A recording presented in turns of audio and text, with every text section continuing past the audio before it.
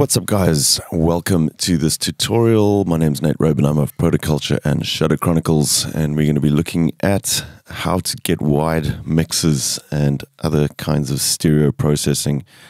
Before we get into the technical stuff, we're going to take things slow and just start with the basics first. But there's just some concepts I wanted to cover, just a bit of theory first before we get stuck into the actual process of how we do this.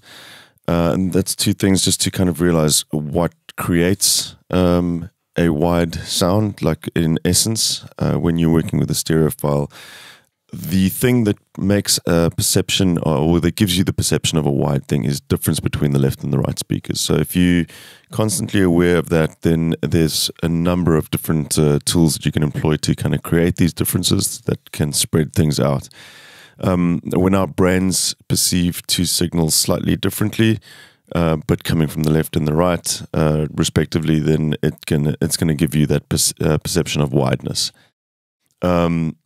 Much like with a lot of mixing things, this can all be achieved with a couple of basic tools like a pitch shifter, a delay, or a levels or an equalizer, filters or levels, basically. So just simple things like panning is essentially, adjusting the levels. With filters, you can kind of create stereo effects.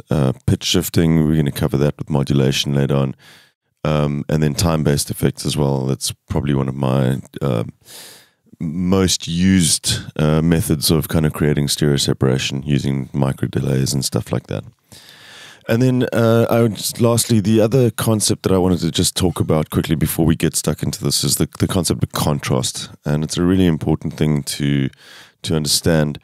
As with mixing, for example, if you're trying to make a track bright, if you make everything in the track bright, that bright plus bright does not equal bright. If everything is bright, there's nothing to use as a frame of reference. So everything just sounds bright. So you can't think that something sounds brighter if everything is bright. And by the same token, if you make everything wide in a mix, nothing sounds wide because there's no point of reference. So you can't judge, your brain can't judge how wide something is if there's no center point. So it may sound a little bit counterproductive, but quite often getting a wide mix is all about keeping things as narrow as possible. In a sense, you need those mono elements and you need that sort of grounding in the center of the mix in order to have a frame of reference to see when something is really wide. And it's that contrast that creates a wide mix. So constantly be thinking about that. You don't want to go and stick stereo enhancers on everything. It's not going to give you that sound that you want. You're probably just going to end up with a bunch of phasing and a bunch of phase correlation issues, and that's not what we want. So all about contrast, and it's about thinking, intelligently placing stuff in the right space and also picking the right tools for the job. There are some forms of spreading out a stereo sound which work incredibly well on transient heavy material, so percussion or like an acoustic guitar or something. We're going to cover all that soon. There's others like a pad sound where that kind of stereo enhancement that you use on percussion just does not work at all. So you're going to have to pick a different method to kind of spread those sounds out.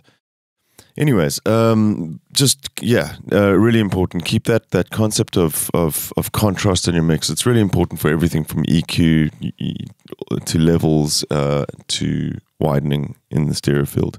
You want to be able to create that frame of reference, and that's what really makes things sound very wide. Cool, so we're going to move into the next video. Just going to take a look at some of the basics. We'll go through a bunch of different methods to create stereo separation in your tracks, just fairly simple stuff, and then move on to some creative examples and practical stuff as well. All right, so I'll catch you in the next video. Cheers. Thanks everybody for watching, commenting and indeed liking. We really do appreciate all the support we get here on our Sonic Academy YouTube channel. So if you found this video super useful, please, we'd love you to hit the subscribe button. We update the YouTube channel every week with new content, and if you want to watch some more relevant content, just click on the videos beside me.